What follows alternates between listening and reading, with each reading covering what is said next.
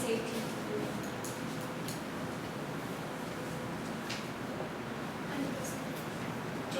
Anita Singh.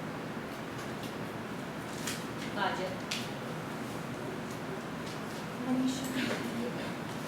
Kulwinder Singh, Kulwinder Singh,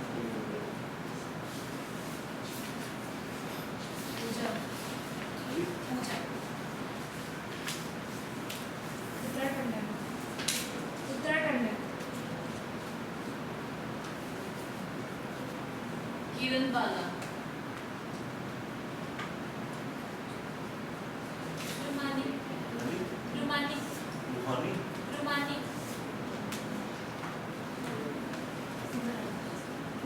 Simran. Veena Sharma. Veena Sharma. Nirmal Kaur. Nirmal Kaur.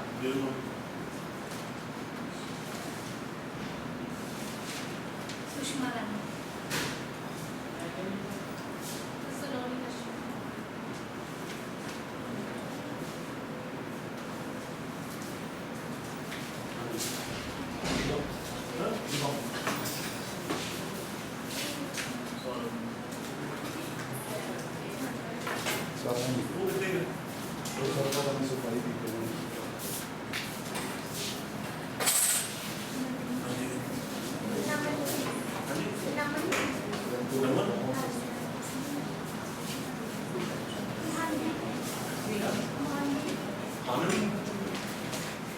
विकास Kataria, Kuldeep Singh, Hrithik, Hrithik, Karan Singh,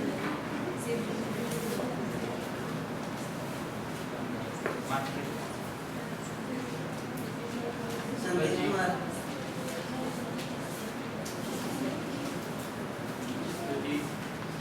Rajiv,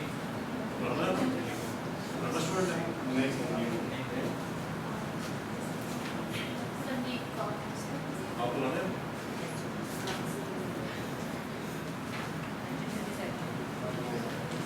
Dilpreet Kaur. Dilpreet Kaur. Sandeep Kaur. Manisha Gupta. केरम भैया, केरम भैया, केरम भैया,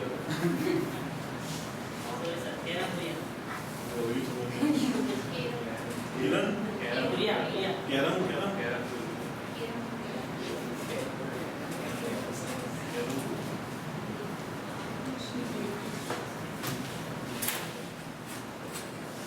Yes. Document कहाँ से मिला है? डॉक्यूमेंट कहाँ से मिला है? आपका वही डॉक्यूमेंट कहाँ से मिला है? डॉकयार्ड, बोदीवाड़ा कहते हैं डॉकयार्ड को। डॉकयार्ड जहाँ पर शिप्स लैंड करती हैं। हाँ,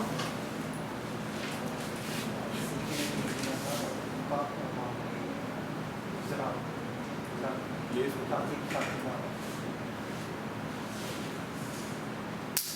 आप बताओ मुझे पशुपति सील कहाँ से मिली है? मोहनजोदारो से तो जब मोहनजोदारो से बताइए हड़प्पा किस नदी के किनारे है?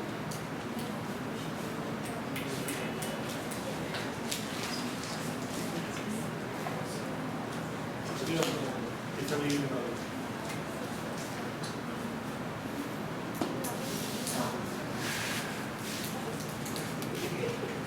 और कौन आएगा क्लास में? हाँ तो और कौन आएगा?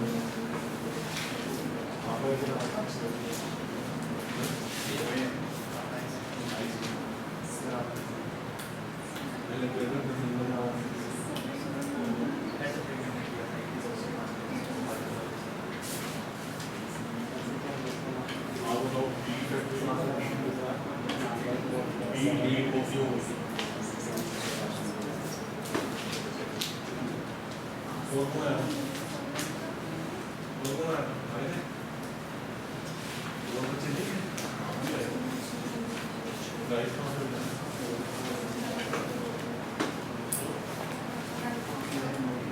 आप ही हो? आप और वाली कहाँ से?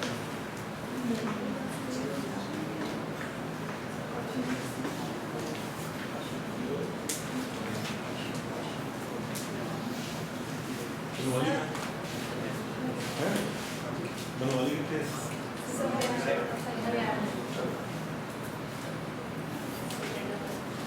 इसका टेस्ट बना के दूंगा आपको मैं MCQ, ठीक है? वो आपके लिए सॉल्व करना है। चलिए अब अगली जो सब्जेक्ट है वो होता है बेनिफिट, ठीक है? हड़प्पन पीरियड को मैं करा चुका हूँ, ठीक है? बीच में दोनों लेक्चर ले लेंगे, ठीक है? ये उससे थोड़ा डिफरेंट ही है, वो तो इसका प्रॉब्लम नहीं है। तो मैंने आपको बताया था कि मोहितदारों में एक रूम मिला है, उस रूम के अंदर क्या है, स्केलेटन मिले हैं, ठीक है? और ये स्केलेटन में यहाँ पर खंजर लगा हुआ है, तो इससे उन्होंने ये थ्योरी बनाई कि इन पे भी बाहरला अटैक हुआ था, ठीक है? कुछ ऐसे लोग थे जो तीखे औजार यूज करते थे, ठीक है, जिन्होंने इनकी हत्या की। तो इस थ्योरी के बिहाफ पे ऐसा माना जाता है कि ये लोग और कोई थे, ये कौन थे? आर्यंस थे,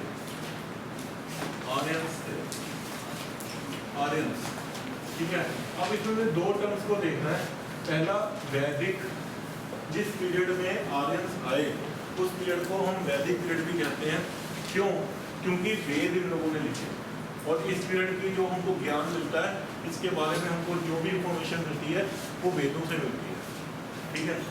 तो वैदिक बोला गया, वैदिक वर्ड डिराइव हुआ है विद से, और विद का मतलब क्या है? शिक्षा, नॉलेज, एजुकेशन, ठीक है? तो वैदिक वर्ड डिराइव हुआ है विद से। आर्यंस, तो वर्ड आर्यन जो डिराइव हुआ है वो कहां से हुआ है? आर्य से, और आर्य का मतलब क्या है? सुप्रीम ओरिजिन, जो अपने आप को ये मानते थे कि हम बाकियों से सुप्रीम है, हमारी नस्ल बाकियों से सुप्रीम है, हम सुप्रीम ओरिजिन है, ठीक है? तो वो कौन कह रहा है? आर्यंस, ठीक है जी? तो ऐसा माना गया कि इन आर्यंस ने, ठीक है, यहाँ पर आकर अटैक किया भारतवर्ष में, ठीक है? उस समय भारत में हड़प्पा काल चल रहा था, ठीक है? और इन आर्यंस ने इन लोगों को धकेला यहाँ से और यहाँ पर कब्जा कर दिया, ठीक है? इसमें इनका हेल्प क्या हुआ? किसने हेल्प की? सबसे पहले हॉर्स, घोड़ा, ठीक है? तो घोड़ा हमने पढ़ा कि हड़प्पा काल सभ्यता में घोड़ा नहीं था, ठीक है? तो ये आर्यन घोड़े में आए, तो नेचुरली जो घोड़ा वो स्विफ्ट है, तेज चलता है, ठीक है ना? तो जल्दी चेसिंग हो जाती है उससे। दूसरा, इनके पास चैरियट थे, चैरियट यानी रथ, घोड़े जो रथ चलाते थे, ठीक है? हमने देखा है कि युद्ध में जब रथ जाता है कैसे इसको चेज किया जाता है, आराम से, शत्रु को आराम से आप चेज कर दोगे, ठीक है? और तीसरा, इनके जो वेपन्स थे वो क्या थे? तीखे थे। जो हड़प्पा के जो वेपन्स थे वो क्या थे? ब्लंट थे। तो इससे हमको पता लगता है ये जो क्लास थी ये वॉरियर क्लास थी, वो शांति प्रिय लोग थे। तो नेचुरली अगर वॉरियर क्लास शांति प्रिय लोग को अटैक करेगी, दे वर नॉट प्रिपेयर्ड इस चीज़ के लिए, ठीक है ना? अगर आज कोई आतंकवादी अटैक करते हैं यहाँ पर, तो नेचुरली है पुलिस वालों से कुछ नहीं होना, उनको तो चलाए पता नहीं कितना टाइम हो गया, पता नहीं उसकी पॉलिश भी ये नहीं की हुई, ठीक है? तो आर्मी कर सकती है उसको काउंटर, क्यों? आर्मी की रोज की ट्रेनिंग है, ठीक है? तो इन लोगों को वो ट्रेन नहीं रही, पीसफुल लोग थे, व्यापारी लोग थे, ठीक है? ये एकदम से प्रेशर को झेल नहीं पाए और अल्टीमेटली आर्यंस ने इनको धकेल दिया। ये अब चलिए, आर्यंस आए कहाँ से थे? ये आर्यंस आए कहाँ से थे? इसके ऊपर एक बहुत बड़ी चर्चा हो चुकी है, ठीक है? बहुत थ्योरीज है। तो पहली थ्योरी जो है बाल गंगाधर तिलक की है।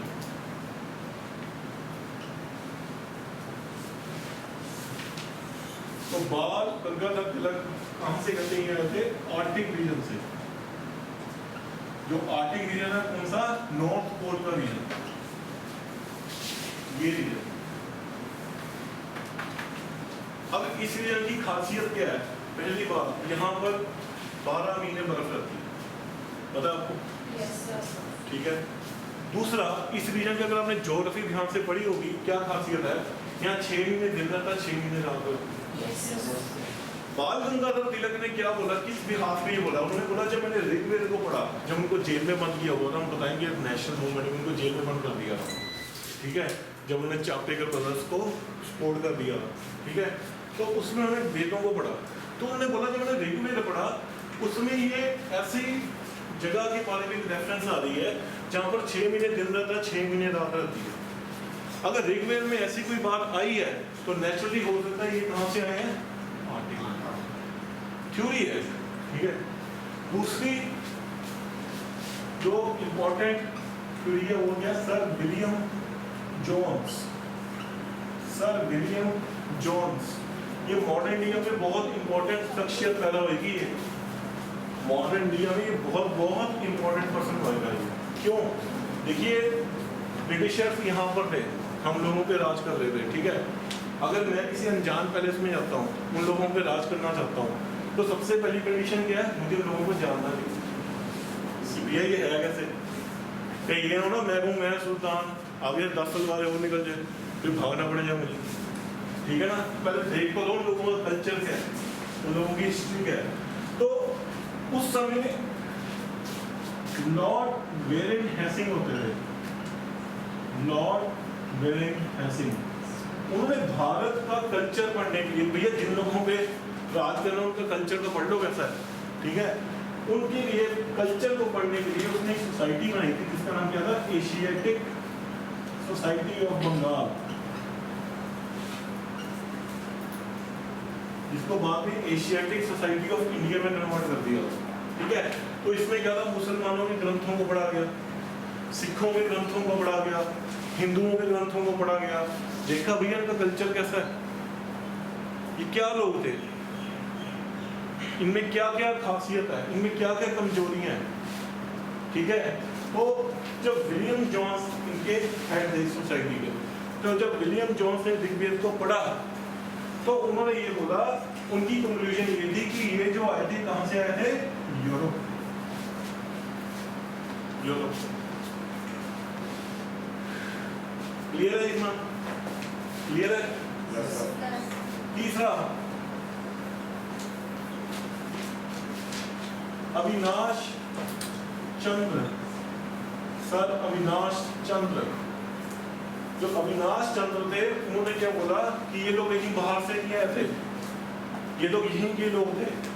तो उन्होंने बोला ये बेसिकली कहाँ के थे, सप्त सिंधु प्रदेश के, सप्त सिंधु प्रदेश, ये इंडस एंड ट्रिब्यूटरीज, पंजाब का जो इलाका हो गया, पाकिस्तान का इलाका हो गया, ठीक है ना, जहाँ पर हड़प्पा का कब्जा थी, वो कहते यार यहीं के बंदे थे, कहीं बाहर से नहीं आए थे, ठीक है। चौथा,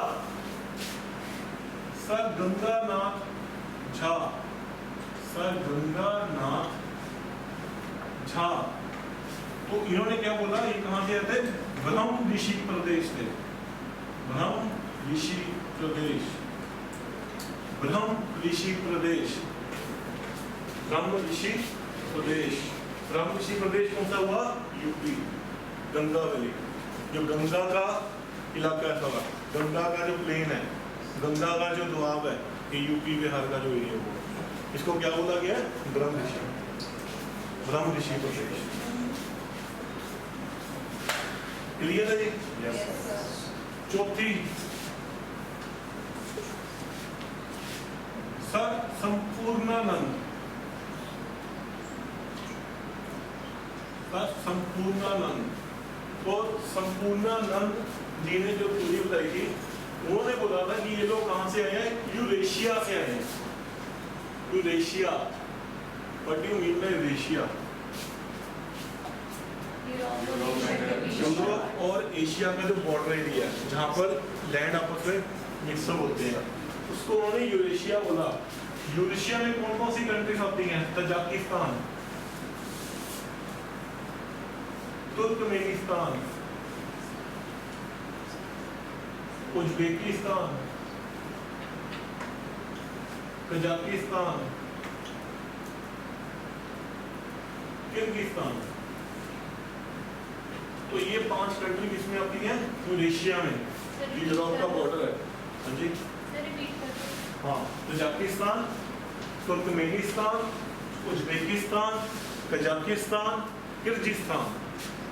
तो ये क्या है? यूरोप और एशिया के बॉर्डर में कंट्रीज हैं। तो उन्होंने क्या बोला, ये लोग कहाँ से आए थे? यूरेशिया से, इन कंट्रीज से है। ठीक है, इस बारे में सबसे पहले इंफॉर्मेशन किसने दी थी? सर हम्बोल्ट ने। Sir Humboldt. और एशिया टर्म किसने कॉइन किया था? सर हम्बोल्ट ने, HUMBOLT। तो ज्योग्राफी में आप पढ़ोगे इनकी थ्योरी, उन्होंने बोला था कि जो कंट्री, जो सी भी कंट्री इस रीजन में राज करेगी वो सुप्रीम पावर बनेगी आज के टाइम। और आप देख सकते हो कि USA किसके पीछे पड़ा हुआ है? इन कंट्रीज के पीछे पड़ा। कोई इकोनॉमिक सोर्सेस है यहाँ पर, तेल है यहाँ। ठीक है ना? तो उन्होंने कहा था कि जो पावर इस जगह में राज करेगी वही पूरे वर्ल्ड को गवर्न करेगी। तब पहली बार ये फेस आया था यूरेशिया। सेकेंड वर्ल्ड वॉर जो हो रही थी उस समय इसके बारे में बताया गया था। और उन्होंने ये बोला था थर्ड वर्ल्ड वॉर का जो सेंटर होगा वो भी यही होगा। तो देख लो आप, पूरा सीरिया हो गया, ISIS हो गया, तो यहीं से जो वॉर मच रहा है, ईरान हो गया, इराक हो गया, तजाकिस्तान, ये सारी इस्लामिक कंट्रीज हैं, तो यहीं से वॉर मचेगा। ठीक है जी, क्लियर है? ये लास्ट जो सबसे एक्सेप्टेबल थ्योरी है सर मैक्स म्यूलर। तो मैक्स म्यूलर ने क्या बोला? ये कहाँ के थे? सेंट्रल एशिया के। ये सबसे एक्सेप्टेबल थ्योरी है। ये लोग कहाँ से आते? मध्य एशिया से, सेंट्रल एशिया से, ईरान, इराक। ठीक है, मध्य एशिया का इलाका आ गया। ये किर्गिस्तान, कजाकिस्तान ऊपर का इलाका आ गया। तो इस साइड से कह रहे हैं वो। क्लियर है? तो ये सबसे एक्सेप्टेबल थ्योरी है। देखो इसको आगे।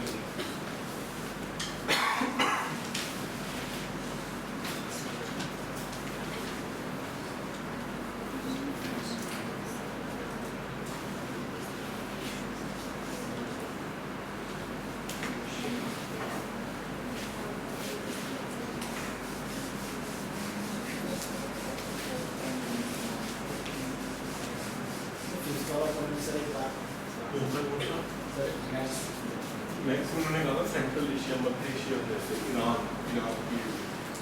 ठीक है ना? ये बाद में जाकर सही साबित होगा।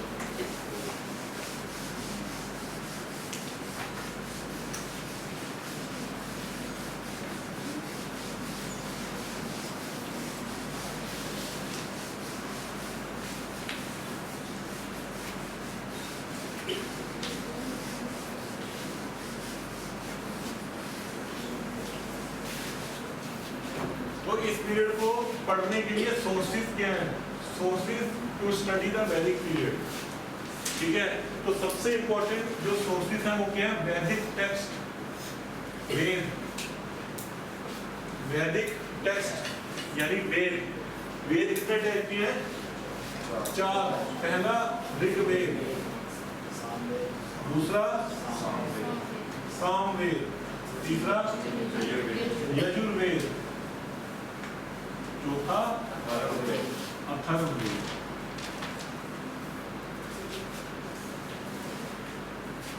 क्लियर है? इसमें से जो ऋग्वेद है वो अर्ली वैदिक पीरियड में लिखा गया। अर्ली वैदिक पीरियड के बारे में अगर हमने पढ़ना है तो उसका सोर्स क्या है? ऋग्वेद है। सामवेद, यजुर्वेद, अथर्ववेद ये सारे लेटर वैदिक पीरियड में लिखे गए हैं। तो लेटर वैदिक पीरियड के बारे में जब हम पढ़ेंगे उनका सोर्सेज क्या है? ये।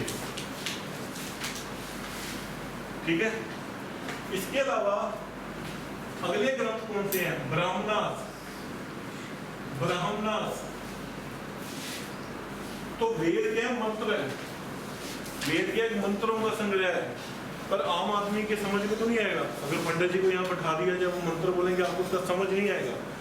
तो मंत्र को समझने के लिए क्या है, ये ब्राह्मणास, तो ये क्या गाइड बुक्स, गाइड बुक्स, तो इनको क्या कहा जाता है, concluding part of Vedas, concluding part of Vedas. These are the guide books to study the Vedas। कुंजी पढ़ते थे ना हम स्कूलों में, गाइड है, ठीक है ना, तो एक तरह की कुंजी थी। अगले क्या है, अर्यंकास,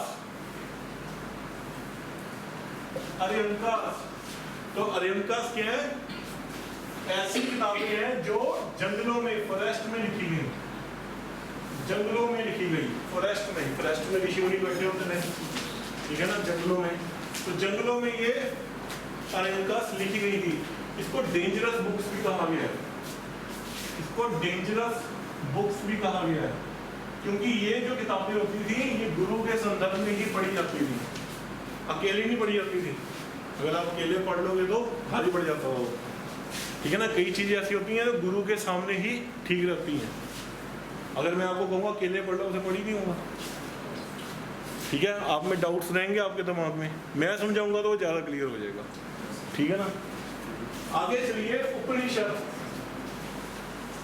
उपनिषद, तो उपनिषद क्या है, सबसे आखिर में जब वैदिक पीरियड खत्म हो रहा था उस समय क्या आए थे, उपनिषद। उपनिषद के बारे में हम डिटेल में पढ़ेंगे जब लेटर वैदिक पीरियड का रिलीजन पढ़ रहे हैं। क्लियर है इतना, पहले ये बताओ। अब आ जाओ ऋग्वेद के ऊपर। तो अर्ली वैदिक पीरियड का जो सबसे इंपॉर्टेंट ग्रंथ है वो कौन सा है, ऋग्वेद। ऋग्वेद में 1028 मंत्र हैं, 1028 मंत्र हैं, ठीक है। ऋग्वेद को किसने सबसे पहले सुना, मैं ये नहीं कह रहा लिखा, किसने सबसे पहले सुना। ऐसा माना जाता है कि ये जो वेद है ये क्या है, ये नित्य है, नित्य है, ये नित्य, नित्य मतलब क्या है, ये परमात्मा से सुने हुए हैं। जिन ऋषियों ने इनको सुना, वो किससे सुना था, डिवाइन पावर से, जब वो मेडिटेशंस में थे, ठीक है। तो लिखा नहीं, लिखा क्यों नहीं, क्योंकि इस समय अभी लिखने की कला नहीं आई थी। इस समय क्या था कि सुनकर दूसरी जनरेशन को बताकर आगे ट्रांसफर किया जाता था ज्ञान को। लिखने की कला तो बहुत बाद में आई है, और ये जो पुराण महाभारत है ये बहुत पहले हो चुका है, पर इनको लिखा कब गया था, गुप्त काल में लिखा गया था। लिखने की कला अभी नहीं आई है। तो इस समय ट्रांसफॉर्मेशन कैसे होती थी, बोलकर, जैसे हमने आपको बता दिया, आप अपने बच्चों को बताओगे तो जनरेशन टू जनरेशन ये चलती जाएगी, ठीक है। तो ये क्या था, नित्य। नित्य का मतलब क्या है, ये किसी आदमी के दिमाग की उपज नहीं है, ये नित्य की है, जो सदा नित्य है, ठीक है। ये सुप्रीम डिवाइन से ली गई नॉलेज।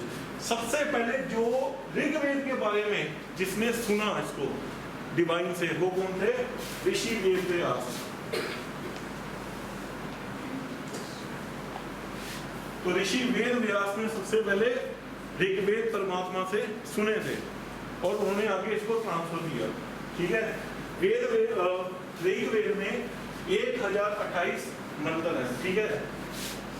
ये 10 मंडलों में डिवाइडेड है, 10 मंडल यानी 10 पार्ट्स, 10 पार्ट, तो 10 पार्ट्स में ये डिवाइडेड है, ठीक है।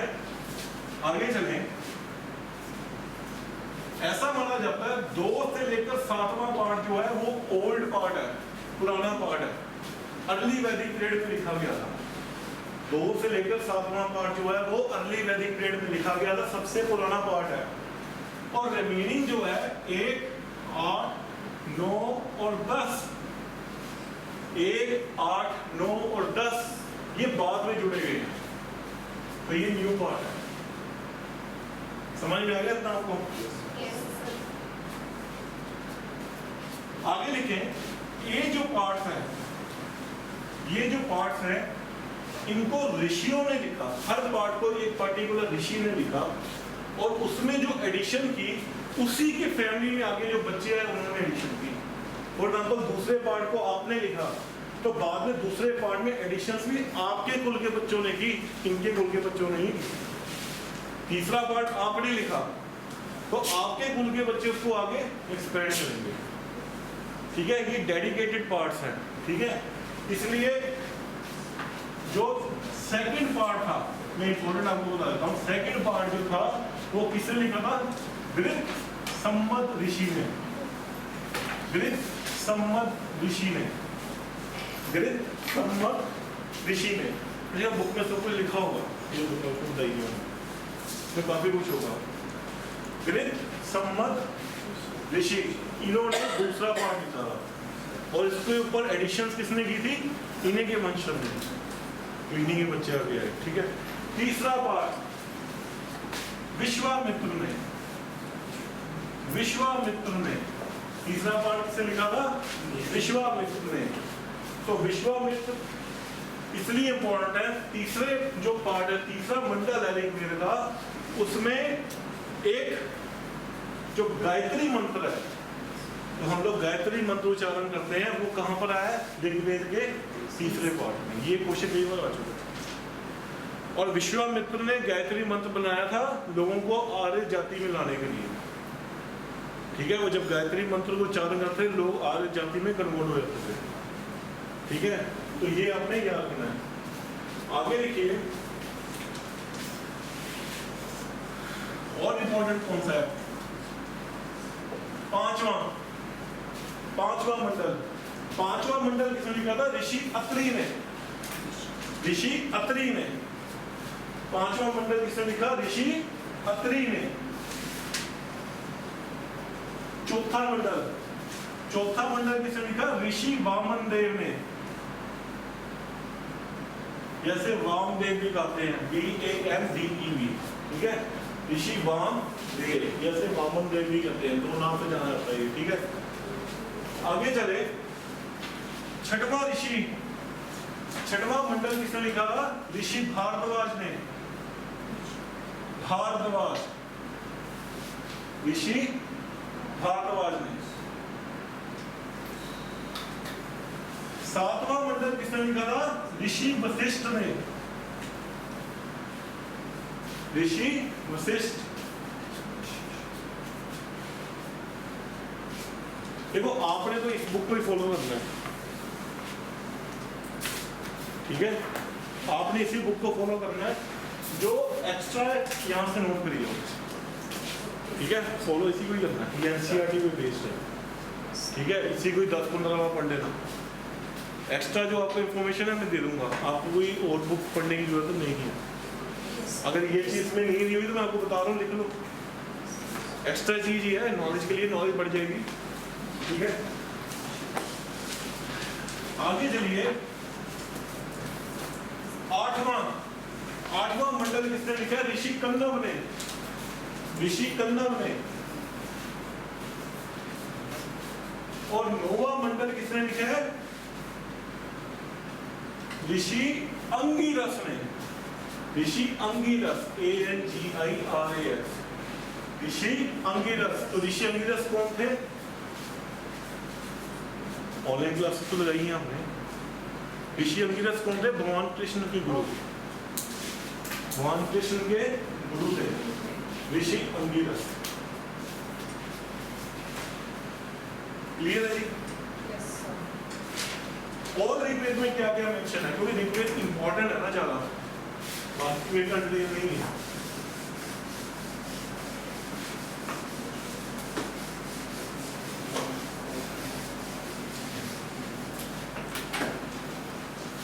ऋग्वेद में सबसे इंपॉर्टेंट देवता कौन है? इंद्र। डिटेल हम बाद में पढ़ेंगे। इंद्र।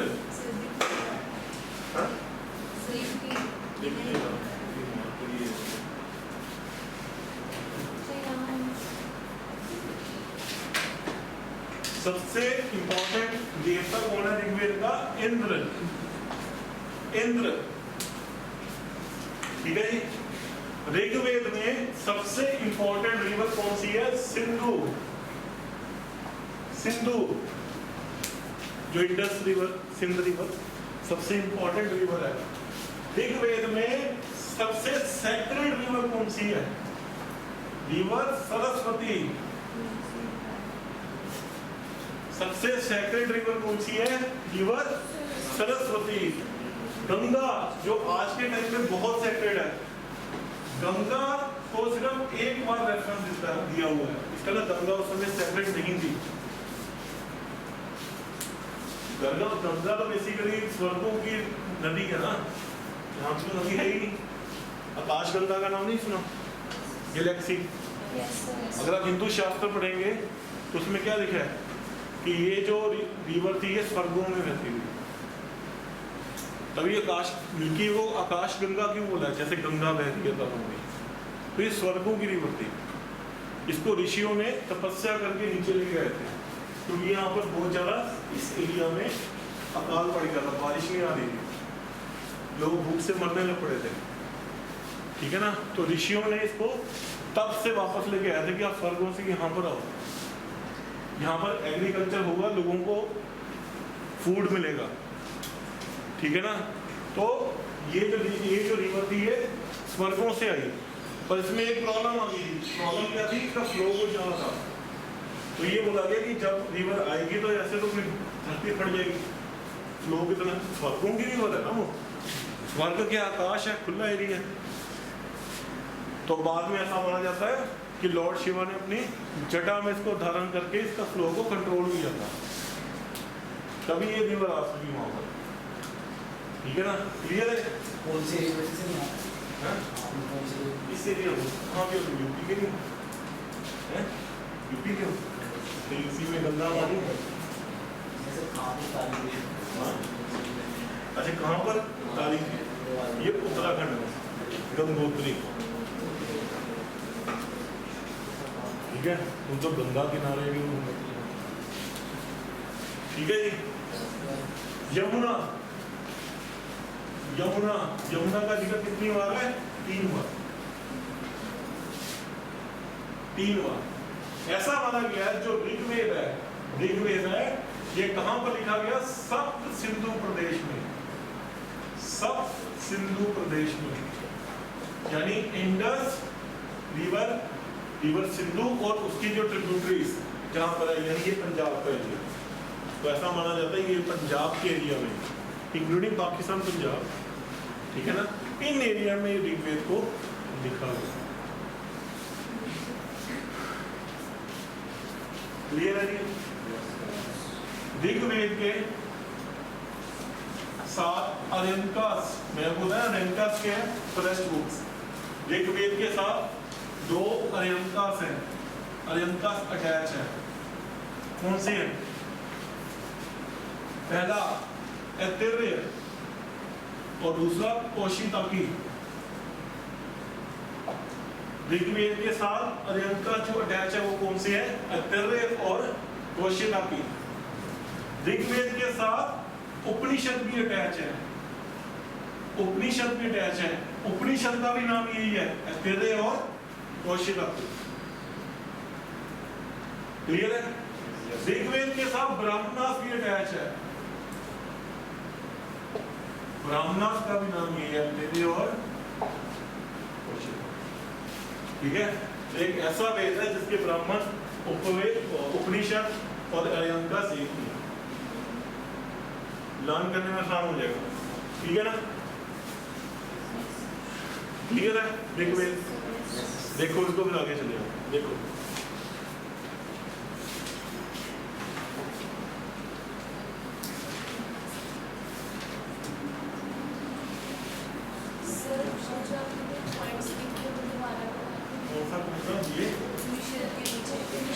ये ऋग्वेद के साथ अरेंकास अटैच है, इसके साथ इससे अरेंकास पार्ट्स हैं इसके होंगे, वो कौन से हैं? ऐतरेय और कौशितकी। उपनिषद भी अटैच है, मैंने आपको बताया था, उपनिषद आगे जाके पढ़ेंगे हम, वो उनका नाम क्या है? ऐतरेय और कौशितकी, ये नाम है। उपनिषद के भी यही नाम है, अरेंका का भी यही नाम है, और ब्राह्मणास का भी यही नाम है। डिफरेंट नाम है, आगे आगे डिफरेंट हो जाएंगे, देखो इसको।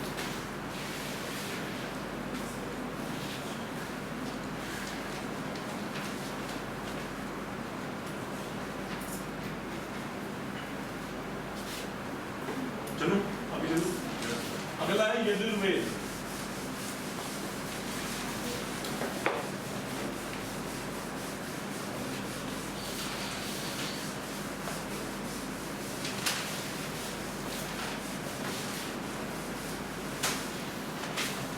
अगला है यजुर्वेद।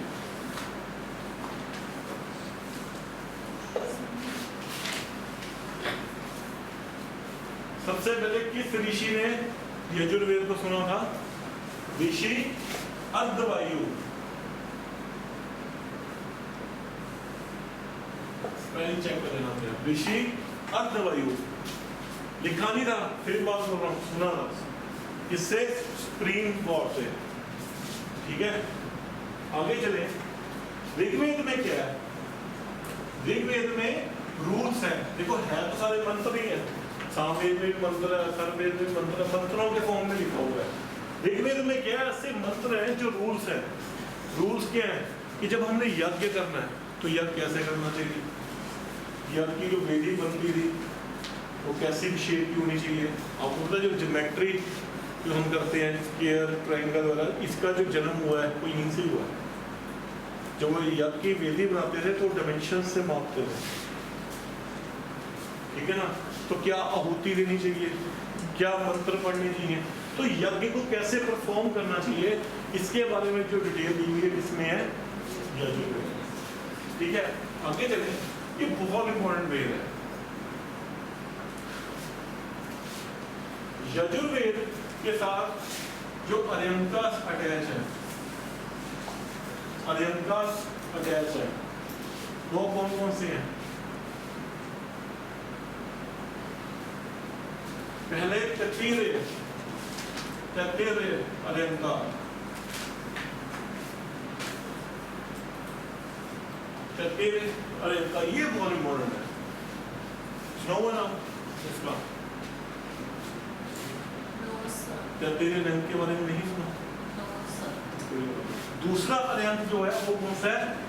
शतपथ अर्यंकार, ये बहुत इंपॉर्टेंट है। शतपथ अर्यंकार, तो ततीरे अर्यंकार बहुत इंपॉर्टेंट है। अहिल्या का नाम सुना है? किसने सुना है अहिल्या? बाइबल? बाइबल में नहीं है, रामायण में है, नहीं सुना? जो ततीरे अर्यंकार है उसमें सबसे पहले अहिल्या के बारे में आया था। अहिल्या कौन थी? जब राम पृथ्वी पे नहीं आए थे, ठीक है, तो अहिल्या जो थी गौतम ऋषि की वाइफ थी, गौतम ऋषि की।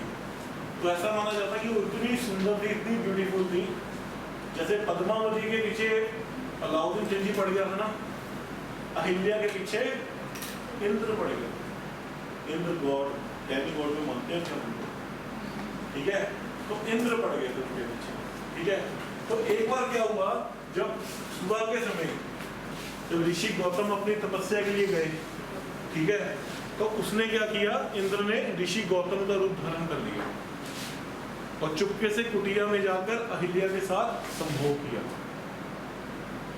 और जब ऋषि गौतम आ रहे थे, जब वो उस कुटिया से निकला तो उन्होंने देख लिया, तो वो तो समझ ही गया था ये कुछ गड़बड़ हुई है, ठीक है, मेरा ही रूप धारण किया है।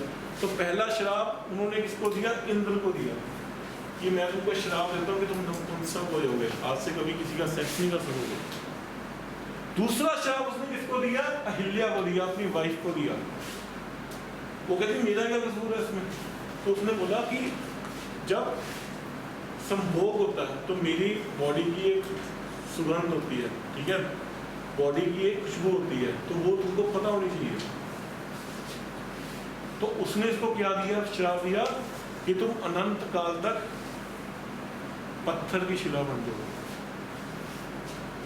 पत्थर बन जाओगे, ठीक है। तब उसने जब बोला कि भैया ऐसा क्यों श्राप दे रहे हो मुझको, ठीक है ना, तब उन्होंने बोला कि जब कितने हजारों साल बाद लॉर्ड राम आएंगे, ठीक है, तब वो अपने पैर के अंगूठे से शिला को टच करेंगे, तब तुम अपनी शेप में आओगे। तो जब बाद में ऋषि विश्वामित्र के साथ राक्षस को जब वो मारने निकले थे, तो वो उनको यहाँ लेके आए थे, तो ऋषि विश्वामित्र ने उनको पूरा बताया था कि ये कौन है, अहिल्या, ये आपके लिए वेट कर रही है। उन्होंने कहा था सारा खंडर है, बस एक शिला के ऊपर तुलसी का पौधा हुआ होगा। तो उन्होंने पूरी इसको स्टोरी, जब उन्होंने ऐसे पैर लगाया शिला पर, वो क्या बन गई? नारी बनी। ठीक है, तो अहिल्या की जो स्टोरी है वो कहाँ से आई है? तेरे ये इसलिए इम्पोर्टेंट है क्योंकि इसकी जो स्टोरी है पार्ट ऑफ माइंड।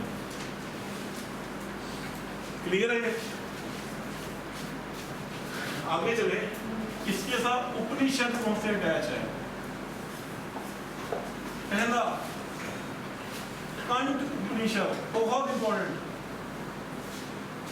कंठ उपनिषद, इसको कठोपनिषद भी कहते हैं, इसको कठोपनिषद भी कहते हैं, इसको कठोपनिषद भी कहते हैं।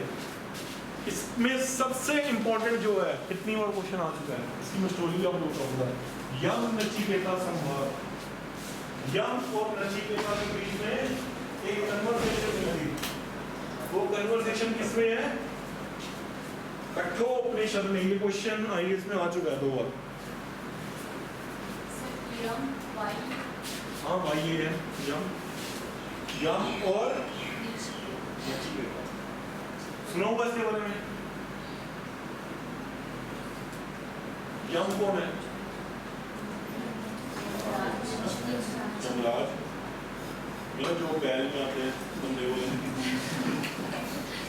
ठीक है ना, जब आदमी मरता है उसमें यम मिलते हैं।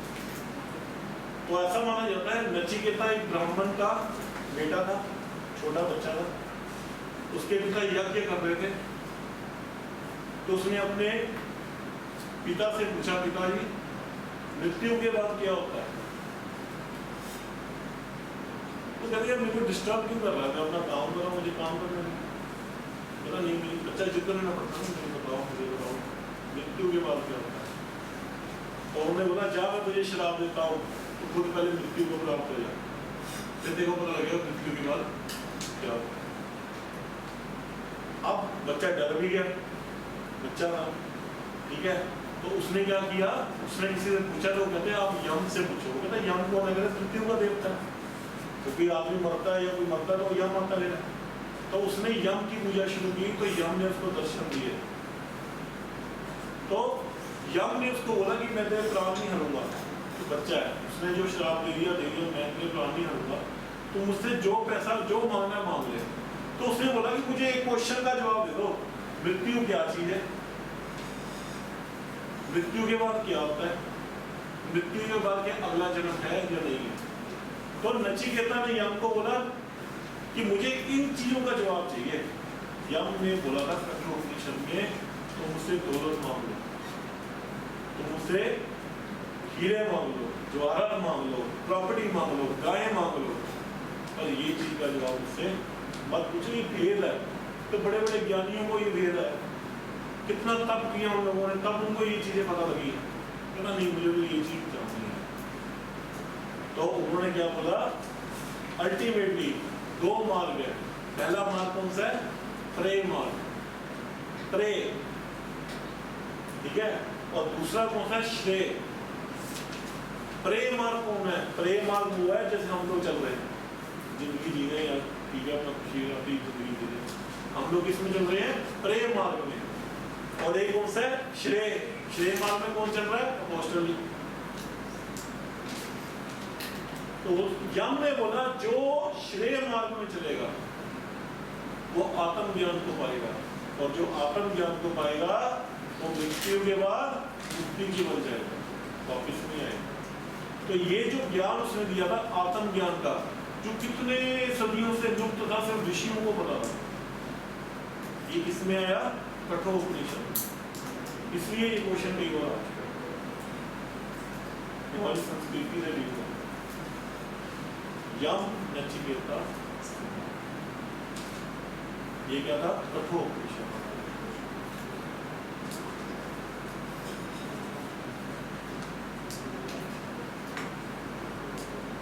अगली उपनिषद जो इसके साथ अटैच है वो कौन सी है? बृहदनायक उपनिषद।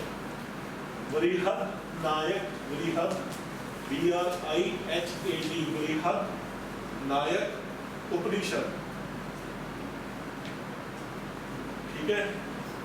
तीसरी उपनिषद जो अटैच है वो कौन सी है? तैत्तिरीय उपनिषद। तैत्तिरीय अजंता है ना, जैसे वैसे तैत्तिरीय उपनिषद।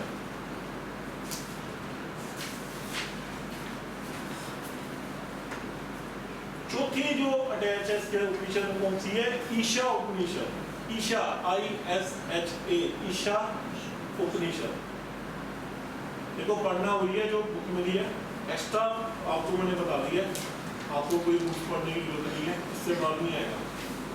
ठीक है, अब आ जाओ ब्राह्मण इसके साथ कौन से अटैच है?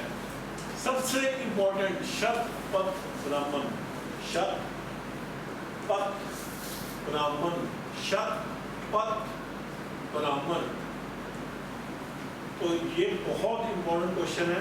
ठीक है, इस वक्त पंजाब PCF में ये क्वेश्चन लगा हुआ था शत पथ ब्राह्मण के ऊपर, उसका मैं आपको बताता हूँ कि क्यों पॉइंट है। क्वेश्चन आपको आएगा या शतपथ ब्राह्मण किस वेद के साथ अटैच है, या आपको आएगा कि शतपथ ब्राह्मण जो है किसमें लिखा है। और आपको ये भी पता होना चाहिए कि जितने ब्राह्मण हैं सब में से सबसे बड़ा ब्राह्मण जो है वो कौन सा है? शतपथ। ठीक है, तो ये क्वेश्चन पंजाब की CS में आया था कि शतपथ ब्राह्मण किस ऋषि ने लिखा था, किस वेद के साथ अटैच है, पूरा क्वेश्चन बन गया होगा। तो उसकी हिस्ट्री क्या है? शतपथ ब्रह्म किसने लिखा था? ऋषि याज्ञवल्क्य, इसको याज्ञवल्क्य भी कहा जाता था, याज्ञवल्क्य। ठीक है, इसकी एक स्टोरी है। राजा जनक का नाम सुना? राजा जनक के दरबार में ये बहुत बड़ा ऋषि था, और राजा जनक को खुद को बहुत इंटरेस्ट था ये फिलॉसफी